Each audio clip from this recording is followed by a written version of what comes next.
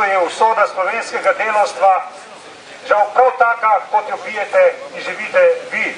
Rekel bi tako, čeprav je mogoče par procentov verjetnosti, da tovarna ostane, je bil največji greh ne se boriti za ta procent.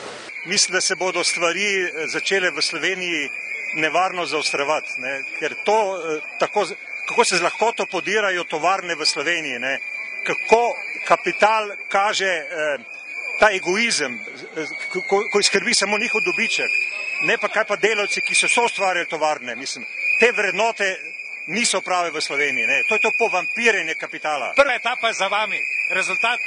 Ja, zdaj zaenkrat smo dobili sporočeno, da bo vlada imela danes na dnevnem redu ta problem. In rešitev bomo našli po seji vlade. Kaj se bo tam odločilo?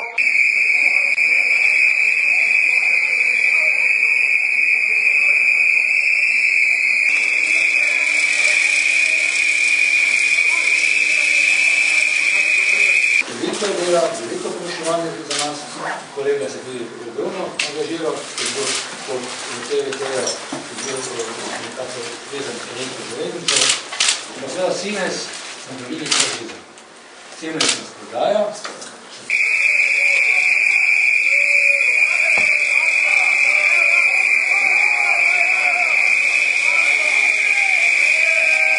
Jaz lahko samo svojo prepričevalno močjo vplivam na lastnike, da se poskušajo razumno dogovoriti z morebitnimi kupci tega podjetja.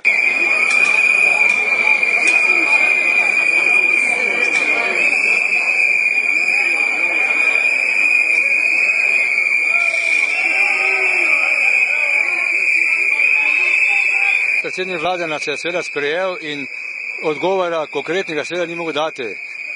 Obljubo pa je, da bo se poiskala pomoč, da bodo nekako stekli pogovori z vrhom Siemensa, z slovenskimi železnicami in nekako skupaj poiščemo dogovor, da ta firma ostane. Čana je druga etapa, rezultat? Ja, rezultat je tale, da moram povedati, da se predsednik vlade bo prizadeval, da bo prišel v kontakt z Siemensom in da se bodo skušali z njimi dogovoriti, da naj oblažijo te ukrepe, kaj mislijo zoper TVT.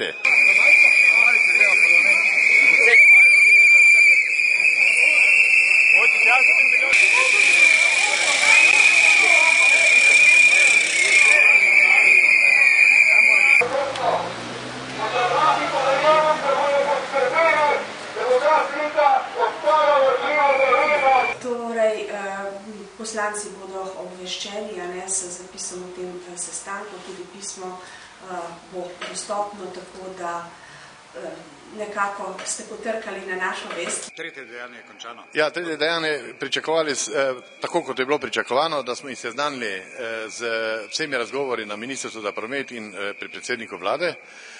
Poslanci oziroma oba poslanca sta nas pač seznanila s tem, da bodo to sporočilo prenesli tudi v državni zbor in da bomo potem skušali na nek način skupaj reševati ta problem, da bi bil v prid STS-a.